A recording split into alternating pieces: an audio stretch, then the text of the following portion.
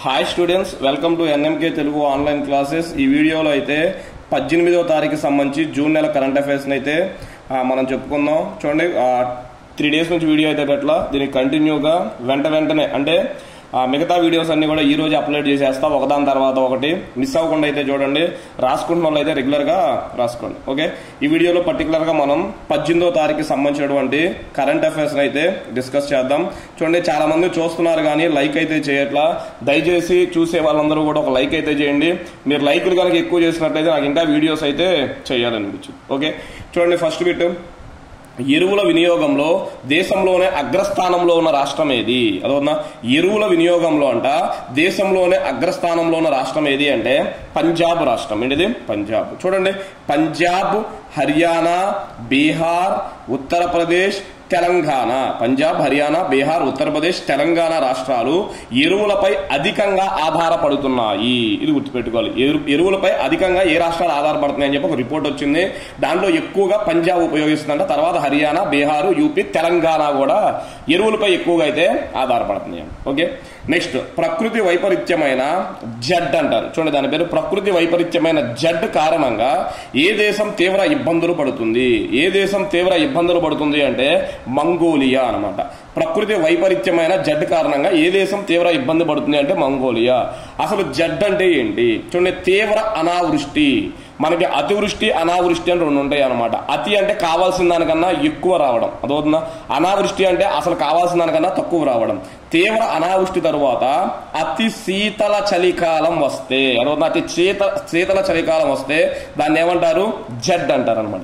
తీవ్ర అనావృష్టి తరువాత అతి శీతల కాలం వస్తే, అతి శీతల చలికాలం వస్తే దానిని జడ్ అంటారు.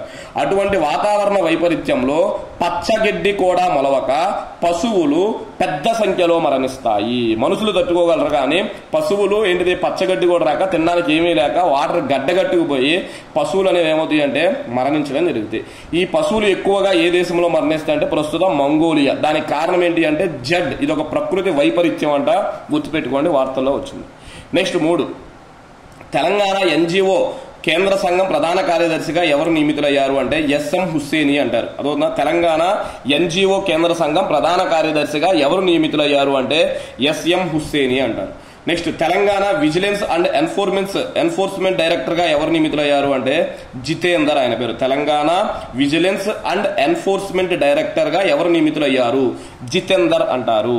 నెక్స్ట్, దాని తర్వాత చూడండి 5, జాతీయ బాలల రక్షణ కమిషనర్ పురస్కారాన్ని ఇటీవల ఎవరికి ప్రకటించారు? అదొక జాతీయ బాలల రక్షణ కమిషన్ పురస్కారాన్ని ఇటీవల ఎవరికి ప్రకటించారు అంటే ఐఏఎస్ కృష్ణతేజ అంటారు. ఐఏఎస్ కృష్ణతేజ.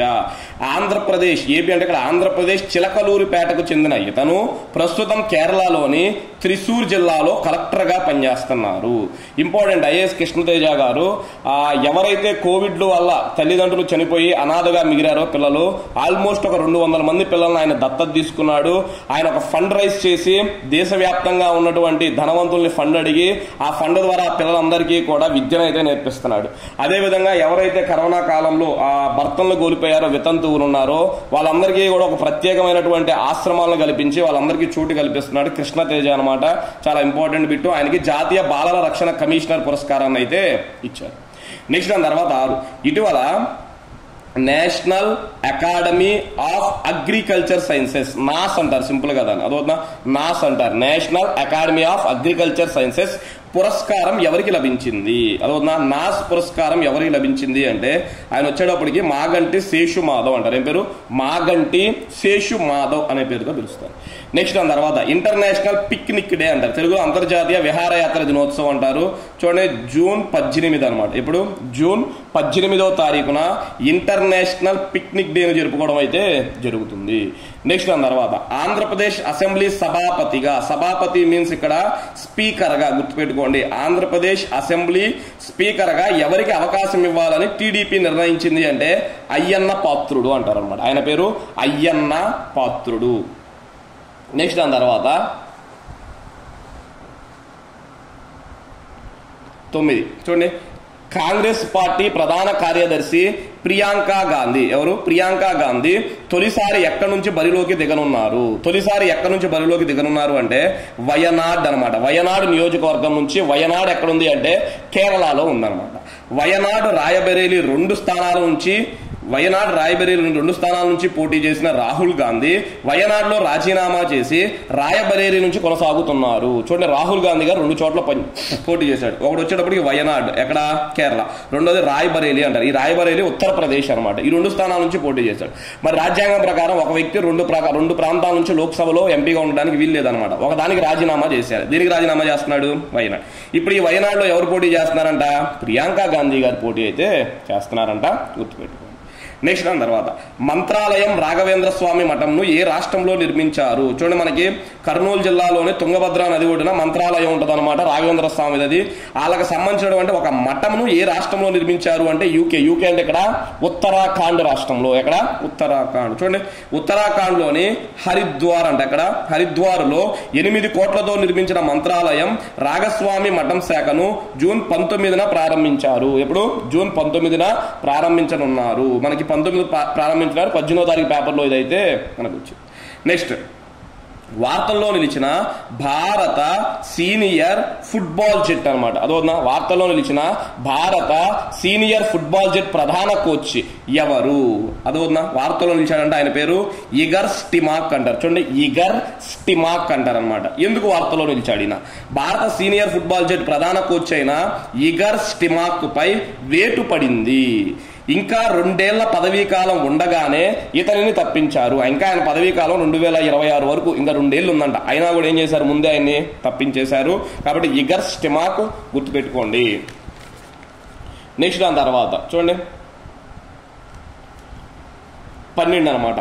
జమ్మూ కాశ్మీర్ అసెంబ్లీ ఎన్నిక బీజేపీ ఇన్ఛార్జిగా ఎవరు నియమితులయ్యారు? ఇంపార్టెంట్.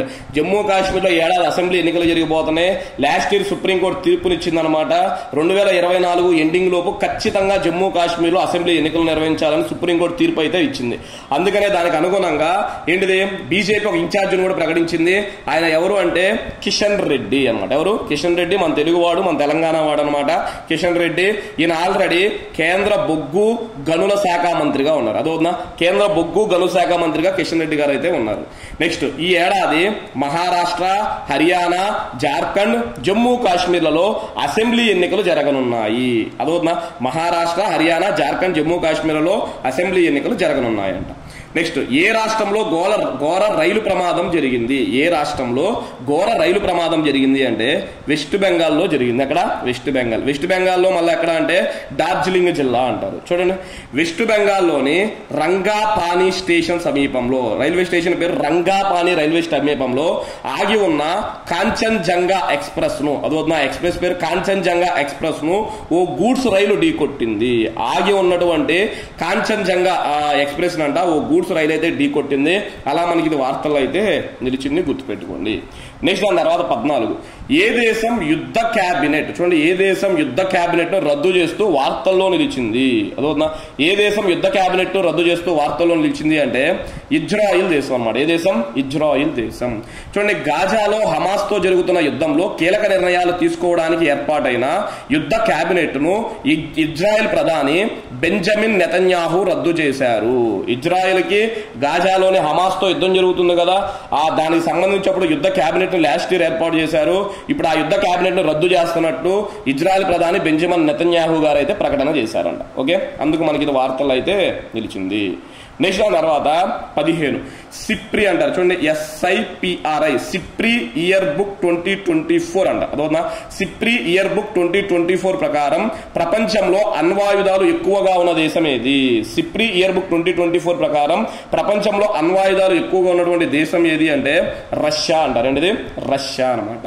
సిప్రి అంటే అర్థం చూడండి, Stockholm International Peace Research Institute అంటారు. అదవునా, సిప్రి అంటే S అంటే స్టాక్ హోమ్, I అంటే ఇంటర్నేషనల్, P అంటే పీస్, R అంటే రీసెర్చ్ అంటే ఇన్స్టిట్యూట్.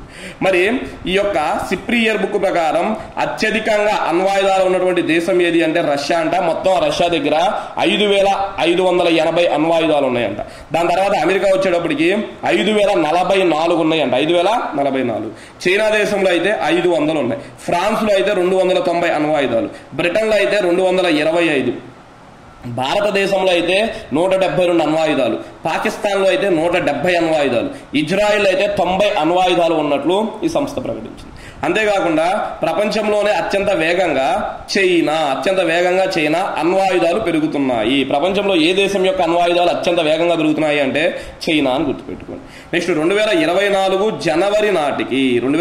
జనవరి నాటికి ప్రపంచవ్యాప్తంగా 12,121 అణ్వాస్త్రాలు ఉన్నాయి. అదొన్న అణ్వాయుధాలు లేదా అణ్వాస్త్రాలు ఏదైనా అనమాట ఉన్నాయి అని చెప్పి ఈ సిప్రి ప్రకటించడం అయితే జరిగింది. చాలా ఇంపార్టెంట్ బిట్టు, గుర్తుపెట్టుకోండి. నెక్స్ట్ దాని తర్వాత చూడండి 16. దక్షిణ చైనా సముద్రంలో ఏ 2 దేశాల యుద్ధ నౌకలు ఢీకొన్నాయి. ఇంపార్టెంట్ అనమాట. చూడండి, ఏ 2 దేశాల యుద్ధ నౌకలు ఢీకొన్నాయి అంటే చైనా ఫిలిప్పైన్స్ అనమాట. ఏంటిది? చైనా ఫిలిప్పైన్స్ అంటారు.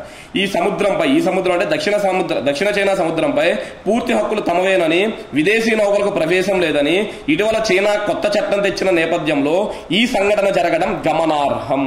అదోనా, ఇటీవల చైనా దేశం అంట ఏం చేసింది, ఈ దక్షిణ చైనా సముద్రంలో అన్ని హక్కులు మాకే అని చెప్పి చట్టం చేసింది.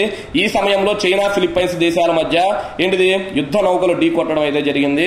అలా మనకి వార్తలు అయితే నిలిచింది. ఓకే, ఇవి స్టూడెంట్స్ మనకి ఇది 18వ తారీఖుకి సంబంధించి ఉన్నటువంటి మొత్తం 16 బిట్స్ అనమాట. అదోనా, ఎప్పుడు సంబంధించి అంటే మనకి 18వ తారీఖుకి సంబంధించి. ఓకే, నెక్స్ట్ మళ్ళా 19వ తారీఖు కూడా రాసేసా. నెక్స్ట్ ఒక 1 అవర్ లోపే 19వ తారీఖుకి సంబంధించినటువంటి కరెంట్ అఫైర్స్ కూడా మీ ముందుకైతే తీసుకొస్తా. Okay, thank you.